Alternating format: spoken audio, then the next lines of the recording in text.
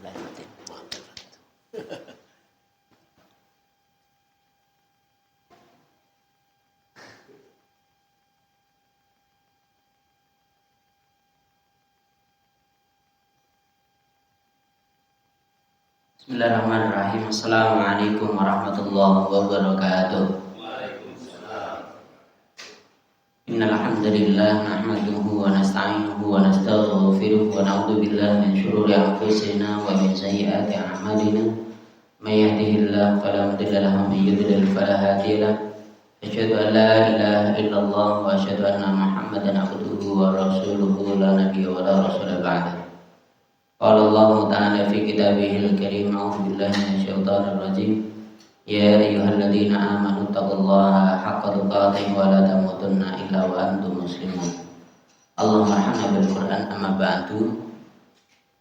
Hadirin yang dirahmati oleh Allah, adalah dalam kesempatan ini kita tingkatkan iman dan takwa kita kepada Allah Subhanahu wa taala. Salawat serta salam kita aturkan kepada Nabi kita Muhammad sallallahu alaihi wasallam. Hadirin yang dirahmati oleh Allah.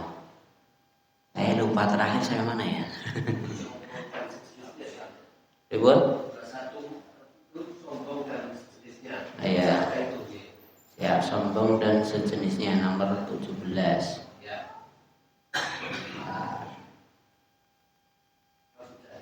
Awal muda.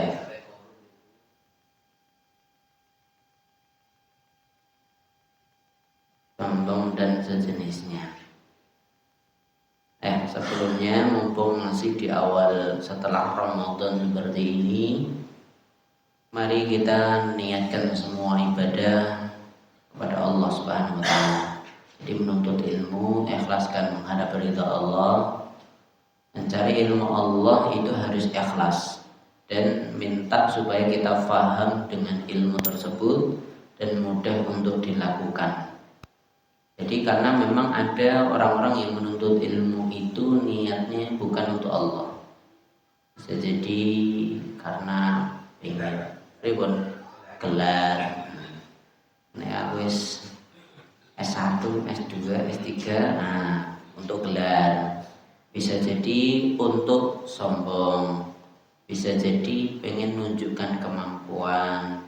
Bisa jadi untuk karena dulu pernah dilecehkan, ya pengen ngungguli sing melecehkan. Bisa jadi seperti itu. Jangan, kita pelajari ilmu Allah untuk memperbaiki diri kita. Jadi namanya kalau doa itu yang diajarkan oleh Allah Subhanahu wa taala kepada Nabi Muhammad itu kan wa qur rabbi zidni ilma, kan itu. Dan katakanlah, ya Allah, tambahkanlah ilmu untuk aku. Namun dalam riwayat di dalam hadis disebutkan warzuqni fahman, dan berilah aku kefahaman. Jadi tambahnya ilmu bukan cuma sekedar tambah, tapi kita juga mendapatkan kefahaman. Faham itu apa? Setelah ilmu masuk kita bisa menjalankan. Itu adalah namanya faham, itu seperti itu. Nah, makanya ini untuk diri kita. Kita mempelajari ilmu untuk kita amalkan. Karena sebaik-baik korun, sebaik-baik generasi itu adalah generasinya para sahabat. Mereka kenapa dikatakan sebaik-baik generasi? Karena memang dia yang hidup bersama Nabi. Selain itu, ketika ada perintah mereka langsung jalan, ketika ada larangan langsung berhenti. Jadi seperti itu. Nah, kita bisakah seperti itu? Sering kita ketika dapat ilmu pikir-pikir sih, cocok ora ning ati. Cocok ora, pekiwuh ora itu sering terjadi. Namun tentunya hal-hal yang seperti ini harus kita kikis, harus kita perbanyak lagi mencari ilmu sehingga kita ilmunya tambah, dan ketika tambahnya ilmu kita tambah tunduk kepada Allah Subhanahu wa taala, bukan sombong. Nah, seperti yang di bab ini, dosa besar yakni sombong dan sejenisnya. Kita tidak diperkenankan untuk sombong kepada Allah Subhanahu kepada siapapun, bahwa kepada Allah, kepada manusia atau kepada siapapun. Sombong dan sejenisnya sudah selesai belum ya? Ya coba separuh ya. Luqman 18 sudah ya?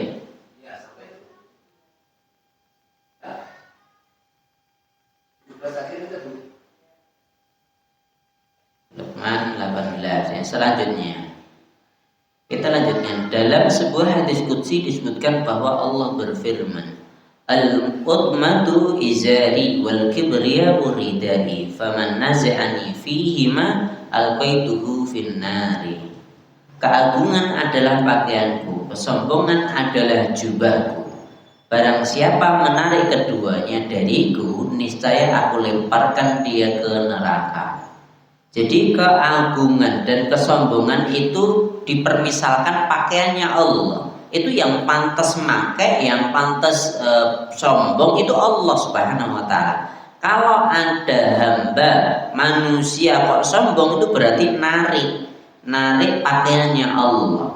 Bahkan dikatakan jubah, nanti di riwayat yang lain disebutkan seperti selendangku, selendangnya Allah. Kalau itu miliknya Allah, kalau kita tarik, kita yang sombong, wah naudzubillah, masuk neraka jelas.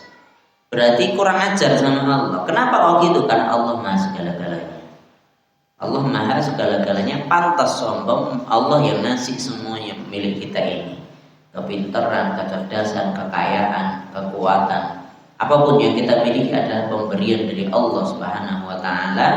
Enggak pantas kita sebagai seorang hamba sombong. Nah, kita tambah pinter bukan berarti ning ngarep ngene iki terus lu hebat, enggak ada kaitannya. Nah, ilmu mungkin saya pernah belajar gitu aja, duluan belajar ini daripada jenengan paling widak wis. Selain itu kita belajar bareng. Nah, jadi kaitan dengan buku ini pun bisa dibeli, kita bisa punya barang-barang maca bisa. Nah, cuma gitu aja. Rasulullah SAW pernah bersabda, surga dan neraka berbantahan. Surga berkata, mengapa yang memasukiku hanyalah orang-orang yang lemah dan rendah? Neraka berkata, aku diistimewakan dengan orang-orang yang bengis dan sombong. Naudzubillah. Jadi kebiasaan kalau surga kebanyakan yang masuk di sana adalah orang lemah dan rendahan. Orang miskin bisa jadi. Tapi syaratnya lemah rendah di sini tetap beriman kepada Allah. Wis lemah rendahan bodoh diandani ora iso, ora gelem salat, enggak mungkin masuk surga, wis jelas. Kan kadang ada orang seperti itu kan. Namun kembali lagi, di sini kebanyakan memang orang lemah, iya, tapi bukan berarti lemah terus nggak mau sholat. Ya, aku sementing lemah lebih surga. Siapa yang jamin dirimu? Kalau nggak sholat ya nggak ada kaitannya gitu. Jadi mungkin bisa jadi kita termasuk orang lemah, tapi lemah mungkin kaitan dengan dunia kita lemah, lebih rendah dibandingkan orang lain. Mungkin kekayaan lebih nggak kaya. Mungkin sekolah raku dudu raku SIJ seluruh telu. Tapi kita tetap beriman kepada Allah, maka itu lebih baik di hadapan Allah Subhanahu wa taala. Begitu pula neraka itu justru diistimewakan dengan adanya orang bengis dan sombong. Yang bengis dan sombong biasanya wongnya ya sugih, ya di ilmu, ya kaya kuat, bisa jadi gitu, punya kekuasaan, bisa jadi gitu, sehingga dia bisa bengis, galak, sombong, lantas. Tapi bukan berarti terus itu dibenarkan, enggak. Itu juga tidak dibenarkan. Kalaupun kita kaya, kita jangan jadi orang bengis, jangan jadi orang yang sombong. Jadi ini yang perlu diperhatikan. Bahkan ketika awal Islam itu Rasulullah kan juga mengutus para sahabat. Contohnya Hamzah, begitu pula sahabat-sahabat yang lain untuk dakwah di negara-negara selain Arab. Jadi di luar Mekah, suruh berhijrah, di sana berdakwah. Di Habasyah waktu itu ada sahabat yang dakwah ke sana. Ditanya, Abu Sufyan. Abu Sufyan waktu itu belum Islam dia. Dia ditanya ketika ini kaitannya dengan orang-orang non Muslim, orang-orang Nasrani di sana Nasrani.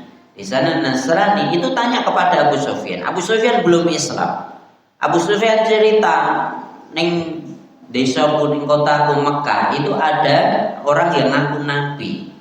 Lantas orang-orang yang belajar kitab Injil itu tanya kepada Abu Sufyan, ya Abu Sufyan, pengikutnya kebanyakan orang miskin atau orang kaya? Orang miskin. Jawabannya gitu. Yang nanti orang yang masuk Islam itu orang Islamnya itu tambah banyak atau tambah sedikit? Setelah masuk Islam apakah banyak orang yang murtad? Justru tambah banyak terus menerus. Justru orang Nasrani itu bilang, ya itu Nabi benar gitu itu. Pengikutnya kebanyakan orang lemah, pengikutnya kebanyakan orang yang mungkin dianggap hina oleh orang. Bisa jadi kaitan dengan dunia, mereka lemah, rendah, tidak kaya.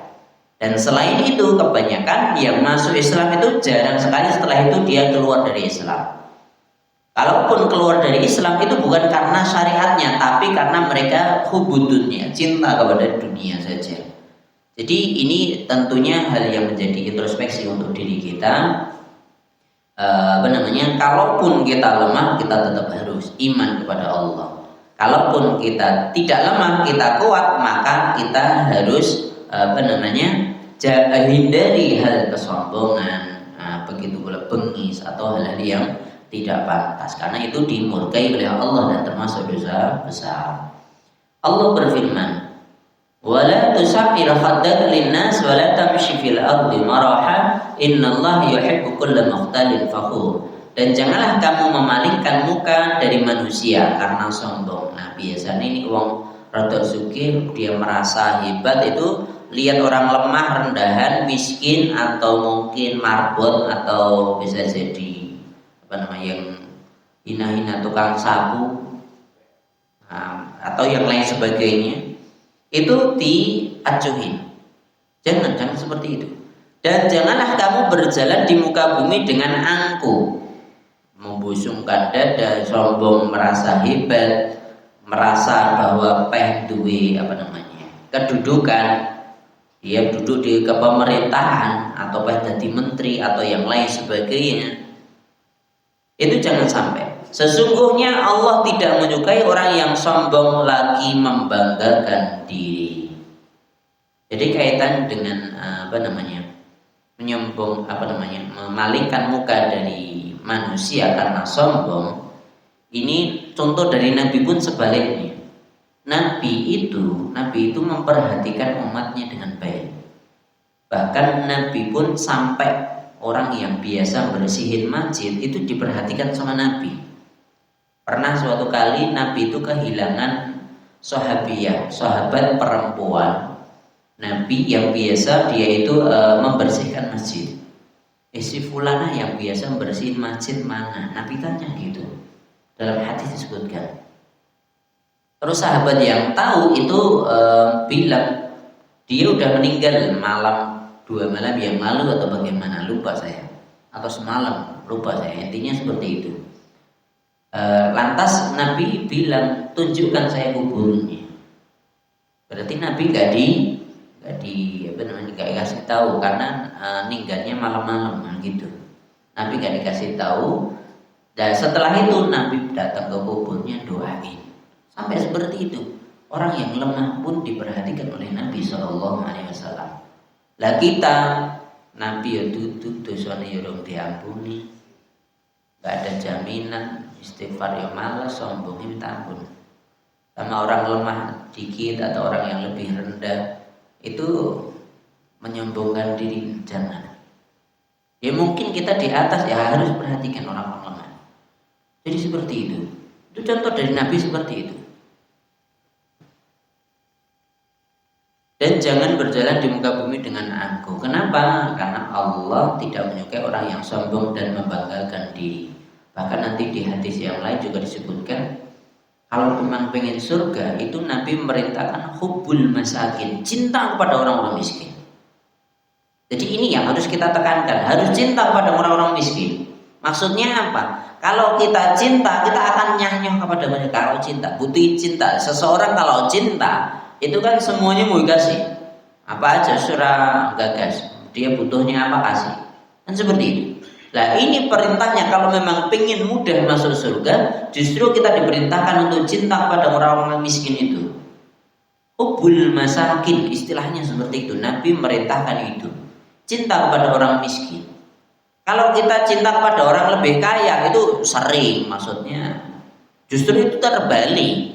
Nabi nggak merintahkan itu, justru sebaliknya. Nabi memerintahkan kita cinta sama orang-orang miskin. Kenapa kok gitu? Kenapa kok kita harus cinta kepada orang miskin? Kalau kita cinta kepada orang miskin, pertama kita mudah akan memberikan bantuan kepada mereka karena kita cinta. Kedua, kalau kita sering interaksi dengan orang-orang miskin, insya Allah kita itu akan selalu bersyukur atas nikmat yang Allah berikan kepada diri kita. Dan kita bertemannya dengan orang-orang kaya dong, kalau miskin wegah terus kita sombong, naudzubillah. Kalau udah seperti itu, kita pasti akan melangah terus kurang syukur, pasti. Kaitan dengan dunia itu kan kita harus lihat kepada orang yang di bawah kita. Supaya apa? Supaya kita bersyukur. Kalau kita bisa bersyukur, insya Allah kita tambah ibadah kepada Allah Subhanahu wa Ta'ala. Kalau kita kufur, tambah kaya, tambah jauh dari ibadah. Na'udzubillah. Nah, kita nggak bisa ngikutin orang yang di atas kita. Kita usaha semaksimal mungkin, sholat ditinggal. Sedekah malas. Kenapa? Nah, aku sedekah kalau duitku ngono.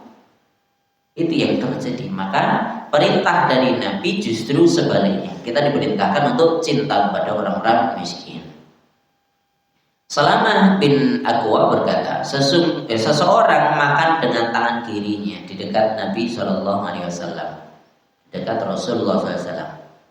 Beliau bersabda, makanlah dengan tangan kananmu. Jadi ada orang makan dengan tangan kiri di dekat Nabi.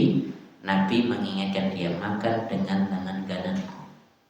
Laki itu menjawab, aku tidak bisa. Maka Rasulullah SAW bersabda, semoga kamu benar-benar tidak bisa. Tidak ada sesuatu pun yang menghalanginya untuk melakukan perintah Rasulullah kecuali kesombongan. Maka orang itu pun tidak pernah bisa mengangkat tangan kanannya ke mulutnya. Sajane iso nangkut tangan kanan karena dia pakai tangan kiri. Diingatkan mungkin karena Nabi mengingatkannya di muka umum. Maka dia sombong, aku nggak bisa makan dengan tangan kanan. Tenang, diaminkan sama Nabi, selesailah sudah.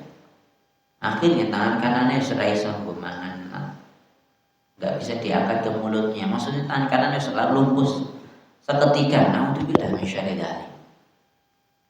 Jadi ini yang perlu diperhatikan. Kalau kita sombong, naudzubillah.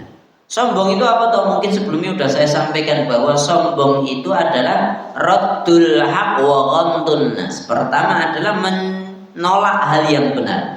Kebenaran ditolak. Kebenaran itu apa? Makan dengan tangan kanan. Dia tolak, enggak mau, gitu loh. Wa ghamtun nas, meremehkan orang lain. Ini meremehkan Nabi. Na'udzubillah min syarri dzalik. Meremehkan orang lain dan menolak kebenaran. Itu adalah sombong, itu cirinya ya kuwi. Kalau itu terjadi, maka itulah yang dinamakan dosa besar, itu seperti itu. Bahkan kaitan dengan makan tangan kiri itu bisa jadi dia sombong karena itu. Mungkin sebelumnya juga pernah saya sampaikan kaitan dengan seseorang kidal itu sebenarnya salah pembiasaan saja. Sebenarnya salah dalam pembiasaan saja. Itu sejak kecil orang tua harus mendidik anaknya segala kebaikan dengan tangan kanan. Kalau sampai kidal itu karena dia membiasakan dengan tangan kiri saja udah. Nggak ada kata orang kidal sejak lahir omong kosong, nggak mungkin. Ya gitu aja. Kenapa kok gitu? Kenapa kok kita harus nyontoh Nabi? Karena setan itu sebaliknya, segalanya dengan tangan kiri gitu loh. Melakukan segala hal dengan tangan kiri. Jadi ini harus kita biasakan pada anak-anak kita, cucu kita. Harus kita ingatkan, misalnya ngambil sesuatu dengan tangan kiri atau menerima sesuatu dengan tangan kiri, jangan kasih tangan kanan. Jadi seperti itu. Itu harus kita ajarkan kepada anak kita. Hal sekecil ini harus kita perhatikan.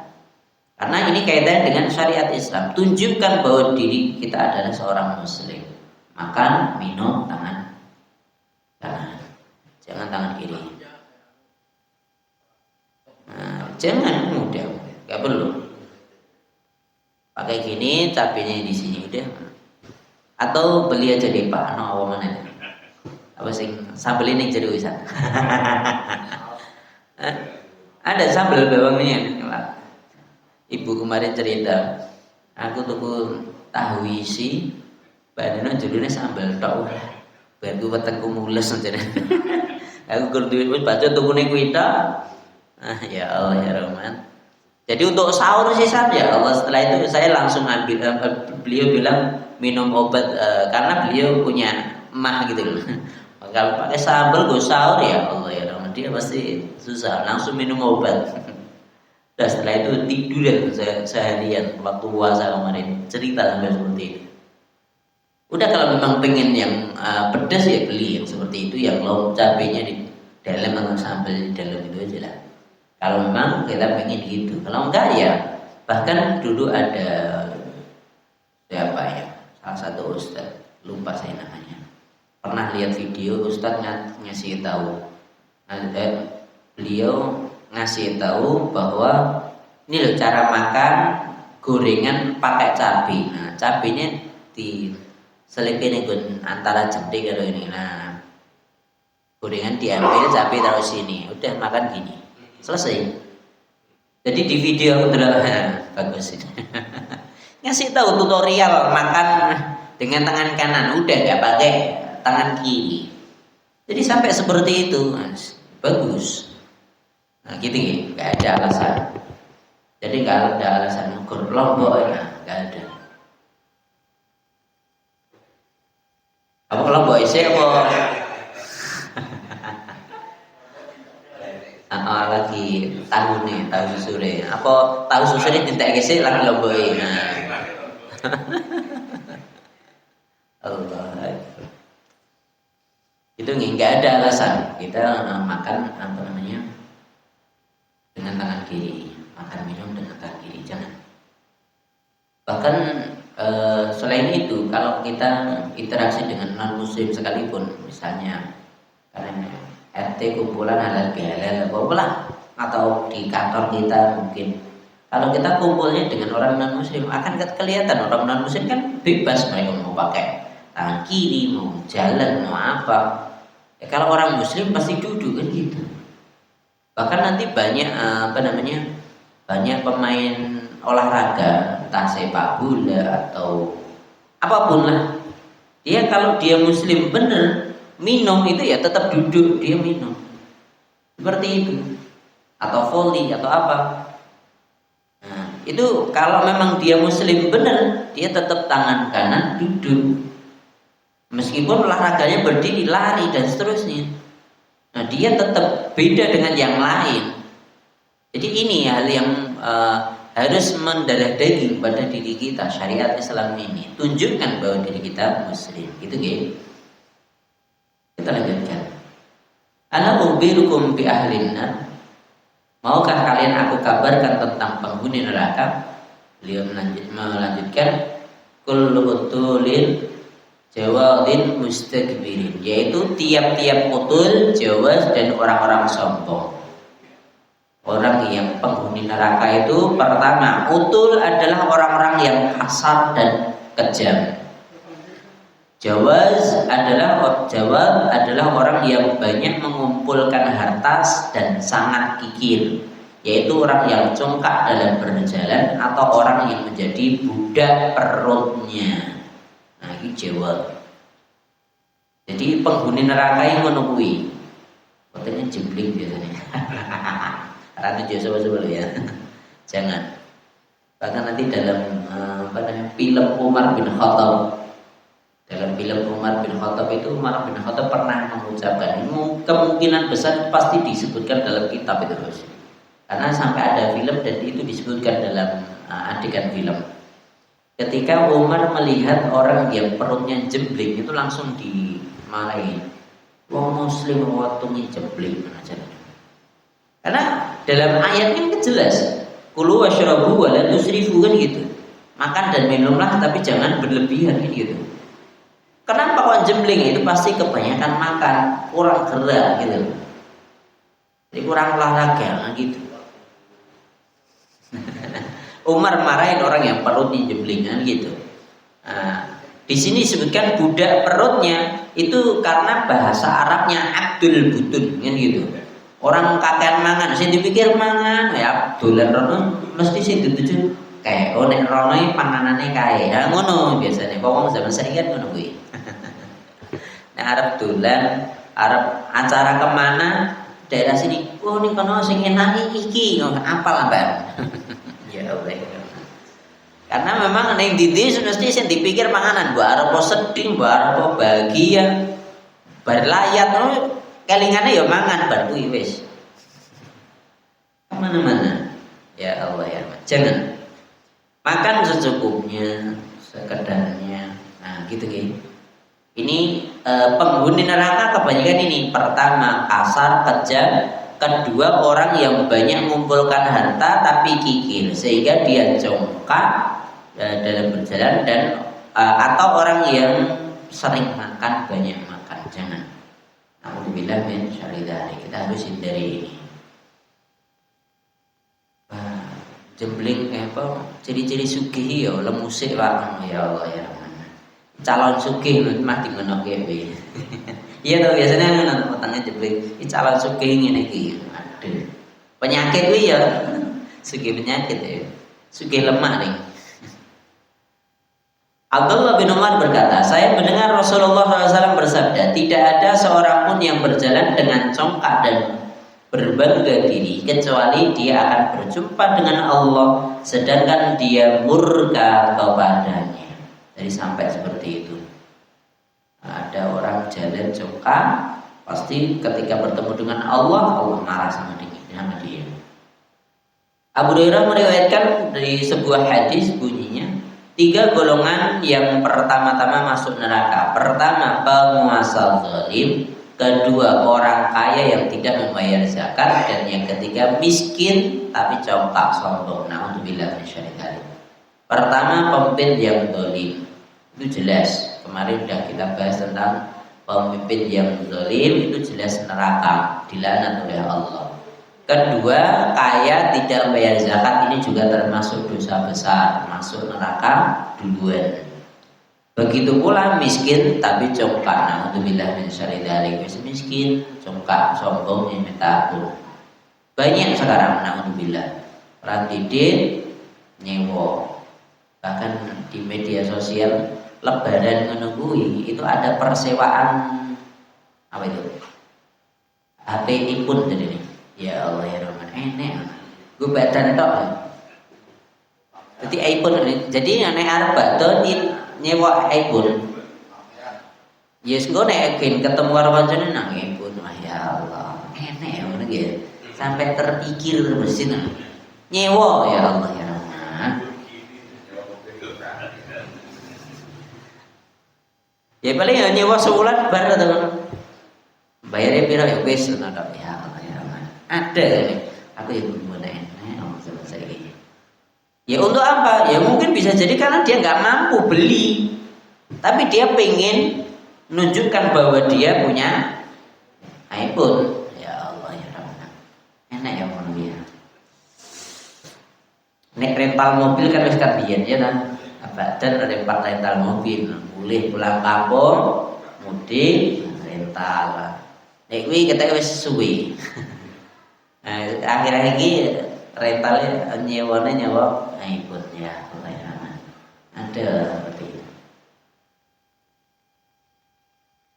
Miskin tapi congkak, alhamdulillah. Aku ya mampu bayar sewaan, tapi kan hasilnya tak mampu gitu kan. Selanjutnya, salah satu la yandurullahu ilaihim yaumal qiyamah wa la yuzakkihim wa lahum adzabun alim. Ada 3 golongan yang tidak akan dipandang oleh Allah pada hari kiamat, tidak disucikannya dan akan mendapat siksa yang pedih. Alhamdulillah. Pertama, al-musbilu, orang yang menjuraikan pakaian. Yang kedua, al-mannanu, orang yang mengungkit-ungkit kebaikannya sendiri.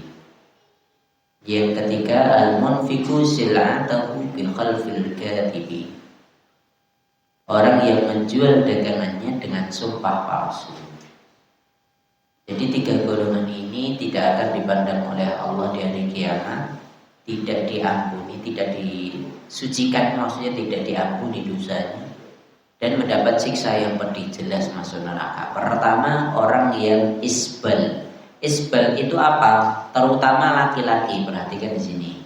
Terutama laki-laki, celana atau sarung atau gamis itu usahakan jangan melebihi mata kaki. Usahakan, sekali lagi saya ulang, usahakan celana, sarung atau gamis, intinya yang pakai dari atas, celana sama, itu jangan melebihi mata kaki. Kalau melebihi mata kaki itu namanya isbal. Kalau laki-laki gitu, terutama ketika sholat. Kenapa kok gitu? Karena dalam hadis kaitan dengan sholat, Rasulullah SAW pernah bersabda, Allah itu tidak akan menerima sholatnya orang yang menjuraikan pakaiannya, mengembrehke pakaian. Pakaian di sini bisa baju, bisa gamis, bisa celana, bisa sarung. Salate wong lembreh pakaiane katoke sarunge itu tidak diterima oleh Allah. Kenapa? Karena dia sombong gitu loh. Karena nanti kaitan dengan ini apa namanya? Oh, hadis selanjutnya ada. Hadis selanjutnya, orang yang berbuat isbal adalah menjulurkan atau memanjangkan sarung, celana atau bajunya sampai melebihi kedua mata kakinya. Sebagaimana Rasulullah SAW bersabda, kain sarung yang diturunkan melewati mata kaki, tempatnya orang yang melakukannya di neraka. Jelas pena hadis ini ngarepena. Bawahnya ada. Sekali lagi, ini jarang sekali orang tahu. Jarang sekali orang tahu, tidak memperhatikan ini, hal yang sekecil ini. Bahkan neng Indonesia, nek wong katoke cikrang kuwi mah dia kalau banjir apa piye ngono menan. Gitu, Pak. Wah, wes longgar atau diejek. Padahal justru seharusnya seperti itu. Harus di atas mata kaki, bahkan lebih baik di setengah betis. Itu lebih baik. Makanya nanti ketika kita dapatin ada orang hijrah terus katoke cingkrang, itu justru sesuai syariat yang ngono kuwi. Tapi neneng Indonesia ciri-ciri teroris cingkrang macam ini. Iya tas. Sering dengar. Hadisnya ada ini padahal. Justru yang ngejek itu mau sing ahli neraka sing ngejek itu mana alhamdulillah. Kita harus berlindung pada Allah dari itu. Jangan ngejek orang lain. Makanya terkadang ilmu durung sampai neng awake dhewe tapi awake dhewe mencela orang lain dulu gitu loh. Makanya tadi saya sampaikan di awal, kita belajar itu untuk memperbaiki diri kita. Dan yang ngerti ngene iki, kita tahu orang yang celananya di atas mata kaki, justru kita harus lebih senang. Dan kita usaha di atas mata kaki. Celana kita, pakaian kita, sarung kita. Ya usahakan gitu. Paham sampai sini? Nah, kalau perempuan bagaimana? Kalau laki-laki kan harus di atas mata kaki. Kalau perempuan itu boleh lebih dari mata kaki, bahkan boleh ngelengsreh, tapi ngelengsrehnya maksimal satu apa gini? Satu hasta. Jadi satu hasta saja. Jadi kira-kira setengah meter. Ya, setengah meter ya, satu hasta. Setengah meter saja. Kalau lebih dari itu namanya isbal bagi perempuan. Kalau lebih dari satu hasta itu namanya isbal juga sama. Itu juga dilaknat oleh Allah Subhanahu wa taala. Jadi kalau isbalnya laki-laki itu kalau melebihi mata kaki. Kalau isbalnya perempuan itu kalau dari kaki, telapak kaki nempel di tanah, itu lebihnya satu hasta boleh. Setengah meter boleh. Kalau lebih itu haram, itu isbal namanya. Contohnya piye Pak pas nikahan ya lho. Buntute 2 meter, mburine nek sing ngangkat buntute. Pernah dapetin gitu?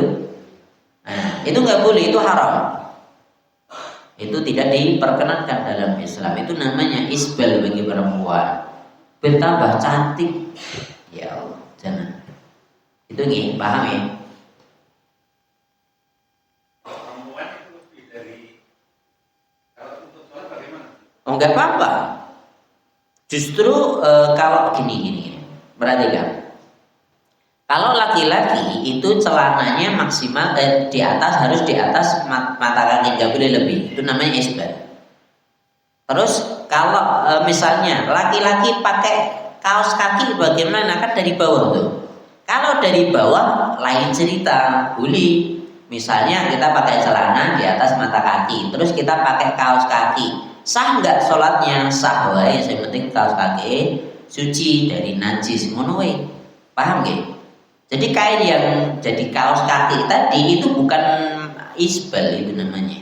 Enggak, untuk perempuannya. Ya, ini harus paham dulu. Ya, kalau laki-laki gitu. Kalau perempuan, kenapa kok tadi saya kaitkan dengan kaos kaki bagi laki-laki? Kalau perempuan di zaman sekarang di Indonesia, lebih-lebih di Indonesia, kalau pakai pakaian itu tetap harus nutupi kakinya semua. Misalnya lengsreng nggak apa-apa, halal sah. Selagi ini gue dapat cerai ya orang mungkin di lengsreng itu ya orang ket ya. Paham ya saya sini. Lah terus kalau misalnya itu lebih tinggi dari kakinya, misalnya unik lengsreng banget ya dari Pak ya, rapopo misalnya paling podo mata kaki atau bawahnya dikit gitu. Boleh Pak, boleh. Syaratnya kaki juga tidak boleh kelihatan. Jadi sekali lagi saya ulang, ibu-ibu terutama ibu-ibu perhatikan. Semua anggota tubuh wanita dari ujung rambut sampai ujung kaki semua aurat harus ditutup kecuali apa Bu? Telapak tangan dan wajah, muka, toktil. Kaki berarti harus ditutup. Ini terutama kalau keluar rumah. Ada kemungkinan dilihat oleh orang yang bukan mahram kita. Maksudnya misalnya jamaah laki-laki melihat kaki perempuan, nggak boleh. Paham ya sampai sini? Kecuali di rumah nggak pakai kaos kaki atau pakai misalnya rok pendek, di rumah bebas. Tapi kalau keluar itu harus tertutup. Paham gitu? Nah terus di zaman Nabi urung ini kaos kaki gitu loh. Terutama di Saudi itu kering. Sehingga kalau orang-orang di zaman Nabi perempuannya itu tetap harus menjuraikan pakaian untuk nutup kakinya. Sehingga ketika jalan itu kaki tidak kelihatan gitu loh. Lah terus klaim saya ora najis kabeh. Debu itu mensucikan. Jadi misalnya ada ujungnya kena najis, lah nanti kan kegeser-geser kena yang lain jadi suci. Seperti itu. Fikihnya seperti itu. Lah kecuali menyengaja nih kono jelas nek peceren gue lewat kono le sing salah sing jorok mau, paham ya sampai sini nggih? Nanti ketika kita ada yang pernah haji umrah, nanti lihat orang-orang Mekah itu yang mulai kabeh kambingnya mesti. Itu pasti panjang-panjang. Karena saya yakin dia nggak pakai kaos kaki. Nah terus kalau itu melembreh bagaimana? Rapopo. Selagi bukan di tempat yang najis, selesai sah tidak najis. Sholat bagaimana? Sah. Paham ya? Seperti itu. Bahkan perlu diperhatikan, mukena kuwi ana ning Indonesia. Wong Saudi ada yang pernah haji umrah? Wong Saudi nek sing nggawa mukena ora ning ndi. Enggak ada, lihat aja sendiri nanti, cek. Omongan saya dicek. Atau selain orang Saudi lah, orang-orang luar, orang Turki kayak atau orang Amerika, nggak ada yang pakai, nggak ada yang nenteng mukena oreneng. Cuman orang Indonesia saja. Jadi sebenarnya ketika kita keluar rumah dan ketika kita sholat aslinya podo. Semua harus tertutup bagi perempuan ya. Semua harus tertutup kecuali telapak tangan dan wajah. Ketika sholat juga sama, itu juga harus kelihatan, kan gitu kan? Paham sampai sini? Silakan.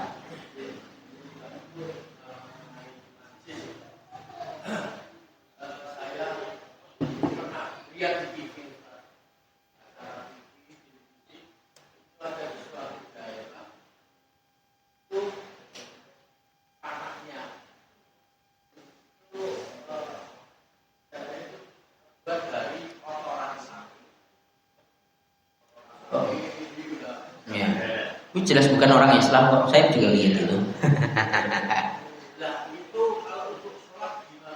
Ya itu kan juga jelas bukan punyanya orang Islam.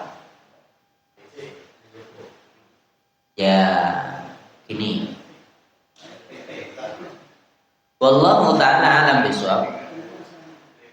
Dalam Islam kotoran hewan yang halal itu sebenarnya tidak najis, cuman kotor, paham ya? Bedanya najis sama kotor, tahu?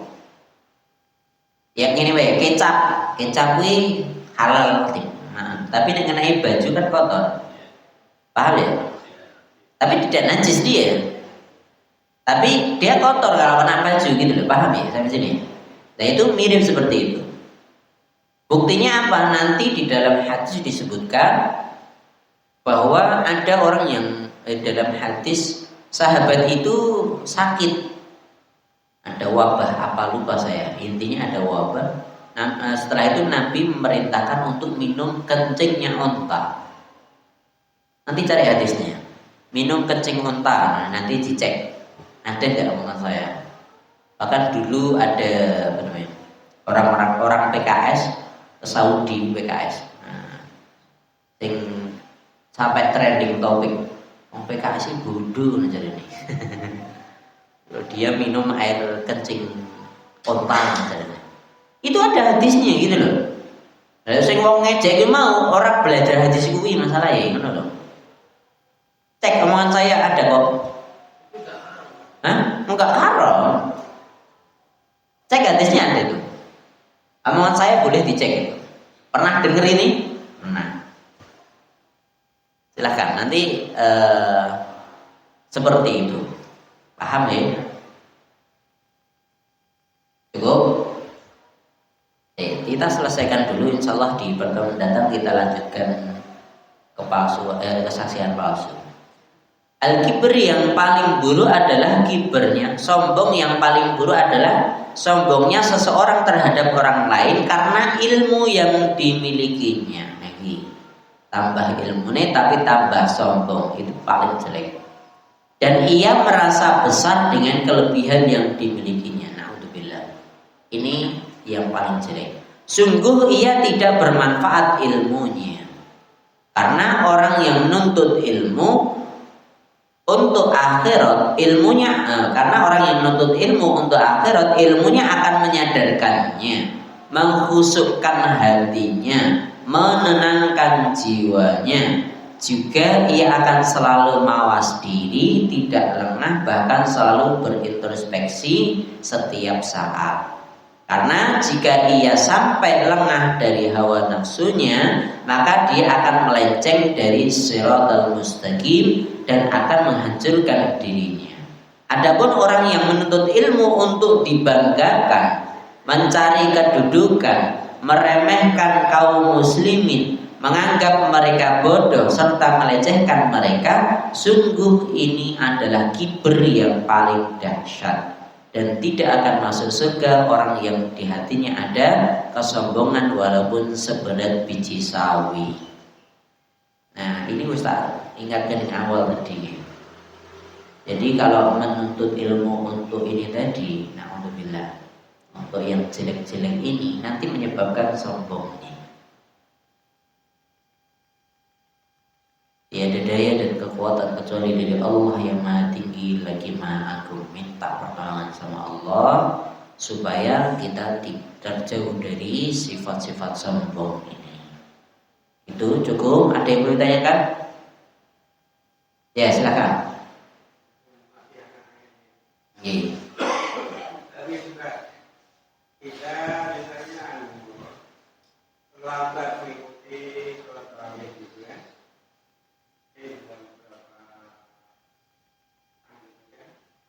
Kemudian terakhirnya itu imamnya sholat witir gitu kan. Nah kita yang kurang ini itu mengikuti witir dulu atau gimana ini? Ya, mudah jawabannya, bebas. Enak toh? Jawabannya sih penak apa ya? Bebas. Maksudnya bebas sih bebas gini loh. Sholat tarawih itu tidak harus segitu jumlahnya.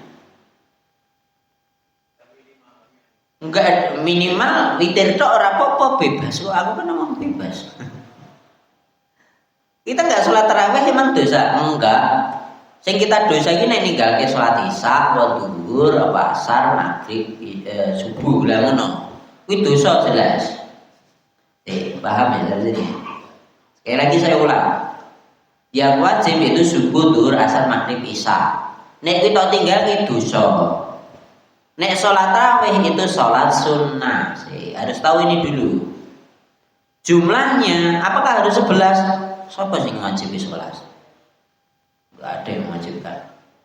Apakah boleh 23? 23 NU berapa ya? 21 atau 23 tahun? 23 ya? Nah, apakah harus 23? Enggak harus. Apakah itu sah? Bagus. Syaratnya ya, syarat dan ketentuan berlaku. Kualitas dan kuantitas juga diperhatikan. Ngono. Satu sisi oleh Pak, oleh yang penting ganjil. Nek kursi jidok piye Pak? Boleh, ora apa-apa. Makanya aku kan ngomong bebas kan. Misalnya ketinggalan 4, terus sholat 4 bareng imam, terus imamnya witir. Berarti sholat ping 7 tok. Sah Pak? Sah. Lebih benar tak? Baru arep nambah lagi yang genep boleh. Setelah itu pulang terus nambah dewi sholat 4 rakaat atau 8 rakaat lagi atau 100 lagi ya boleh. Yang penting dalam satu malam itu witirnya cuma sekali. Paham gak sini? Gampang toh? Nek ngerti ilmunya gampang. Makanya aku jawab bebas. Cukup nggih? Misalnya saya datang pas tarawih telat atau sholat isya. Sholat isya ketinggalan misalnya. Terus saya sholat isya, imamnya sholat tarawih, sah Pak? Boleh, sah. Paham ya? Misalnya imamnya niatnya tarawih, kita niatnya isya.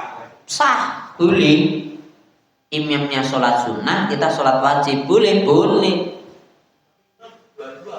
Lah 2 kan kalau kita isya ya berarti kan nambah 2 selesai.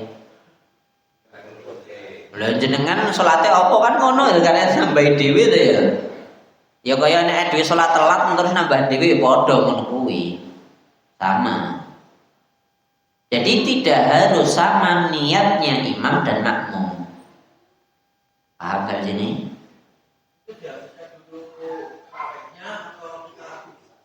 Isya dulu lah yang wajib isya kalau jenengan salat isya emang kene iki piye. Paham ya sampai sini ya? Jadi kita harus dahulukan yang wajib dulu. Baru yang sunnah. Ya ternyata imamnya tarawih bebas. Nah, karena aku ngomong bebas benar tau. Yang penting niatnya benar, ngelakone rakaatnya benar, wis selesai sah insyaallah. Jadi kan semua amal tergantung niatnya. Cukup. Nah, barangkali yang lain boleh.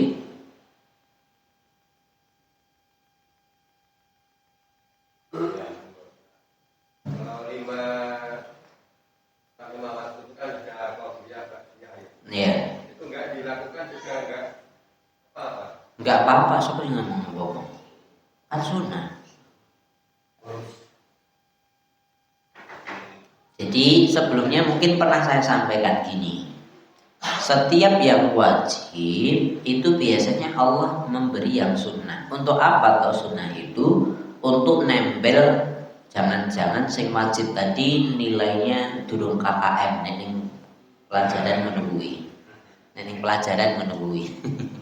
Ning sekolah KKM itu 75 bijine cek swidak misale. Lah untuk nambah gen munggah dadi KKM piye? Ya salat sunahmu kuwi diitung dienggo nempel ki.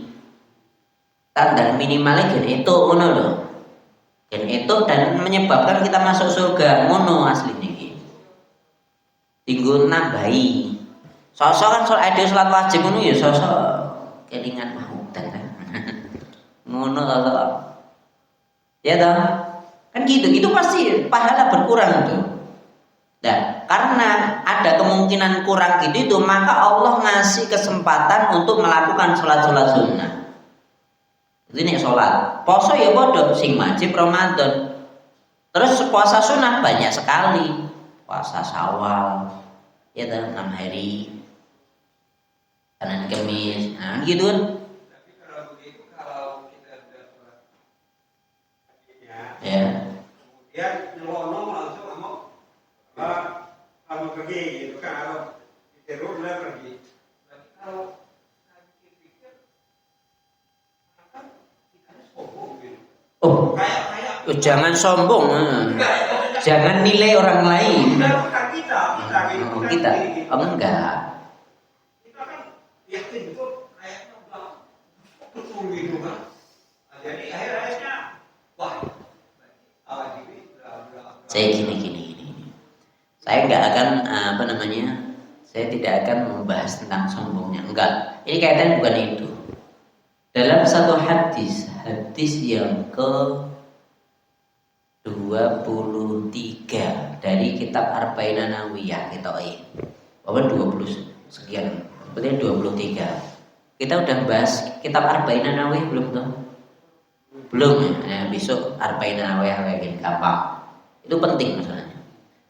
Dalam hadis itu disebutkan ada seseorang tanya kepada Nabi, ya Rasulullah, kalau saya melakukan hal yang wajib, saya halalkan yang halal, saya haramkan yang haram, kalau aku mati apakah saya masuk surga? Jawab Nabi, nah, ya surga. Kon jalankan wajib tok, sing halal ya dimakan, sing halal kaitan dengan perintah itu dijalankan, yang haram berhenti, diharamkan enggak jalan. Nah, terus mati ngono kuwi ora nganggo sunnah, apakah aku mlebu surga? Surga Nabi ngomong. Jadi ini. Hadisnya jelas pendek ngono gitu. Nabi ditanya nek aku menjalankan yang wajib, saya tinggalkan yang haram, yang dilarang, yang halal saya makan, yang perintah saya jalankan, larangan saya berhenti. Kalau aku mati dalam keadaan seperti itu, apakah aku masuk surga? Iya, jawab Nabi. Lah terus nek kowe mau ada sholat duhur atau sholat isya baru mulai sombong, ya tergantung atine dhewe jenengan sombong apa ora ngono wae. Ya paham ya sini ya? Saya tidak menilai orang lain loh ya. Selain itu misalnya kita dapatin ada orang sholat baru mulai pelencing, sombong, ojo, rene kaitan nih. Dia udah melakukan kewajiban, bagus, selesai. Emang jenengan tahu dia pulang sholat sunnah? Jenengan tahu? Enggak. Jadi saya bertanya misalnya gitu, berarti Enggak ada kaitan dengan itu. Enggak Gak ada kaitan dengan itu. Terus saya tambahkan satu hadis lagi.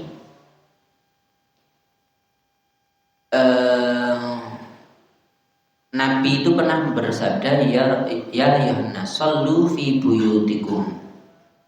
Wahai manusia, sholatlah kalian di rumah kalian. Karena sebaik-baik sholat itu di rumah, kecuali yang wajib. Sekali lagi saya ulang. Hei manusia, kamu sholatlah di rumah. Karena sebaik-baik sholat itu di rumah, kecuali yang wajib. Yang wajib apa? Subuh, duhur, asar, maghrib, isya itu wajib di masjid. Paham ya? Dan sholat qobliyah ba'diyah itu bisa jadi seseorang melakukannya di rumah. Mungkin biasanya bisa jadi engko aja-aja rasane aku. Soalnya di masjid ini aku takokan dewi, mulai si dewi. Sering gitu itu. Kenapa? Ya mungkin karena sholat sunnah udah di rumah, atau setelah setelah sholat di masjid, sholat di rumah, kan gitu. Nah, selain itu, setelah sholat, bahkan Nabi setelah sholat kaitan dengan dikir-dikir itu loh. Dikir setelah sholat, setelah salam kita ngapain? Dikirnya apa? Assalamualaikum warahmatullahi. Terus astagfirullah. Terus 3 kali. Terus Allahumma salam. Terus subhanallah 33, alhamdulillah 33, Allahu akbar 33. Terus la ilaha illallah gitu. Urutannya ngono ki beda-beda. Jenengan bisa jadi golek buku dikir setelah sholat, kok antara siji karo liyane beda. Kuwi durung jenengan ning Saudi, beda meneh urutane. Kenapa ngono kuwi? Urutan ngono kuwi ora jadi wajib, kudu ngono ora. Kenapa kok beda-beda? Ya sesuai dengan hadis yang kita pelajari masing-masing, mesti ngono tok wae. Tapi perhatikan, itu tidak wajib. Sekali lagi, dzikir itu tidak wajib setelah sholat, kudu lungguh, kudu dzikir. Lalu bar sholat salam langsung melayu, itu enggak, bukan jaminan dia usaha dzikir. Siapa tahu dia di jalan dzikir. Paham ya sampai sini ya? Siapa tahu dia di jalan sambil dzikir. Yang kedua, Nabi juga pernah dalam satu hadis disebutkan, Nabi itu pernah setelah salam itu cuman setelah itu langsung berangkat, dan duduknya sebentar itu hanya cukup untuk mengucapkan la ilaha illallah wahdahu la syarikalah lahul mulku wa lahul hamdu wa huwa ala kulli syai'in qadir. Terus Nabi pergi bisa. Paham sampai sini?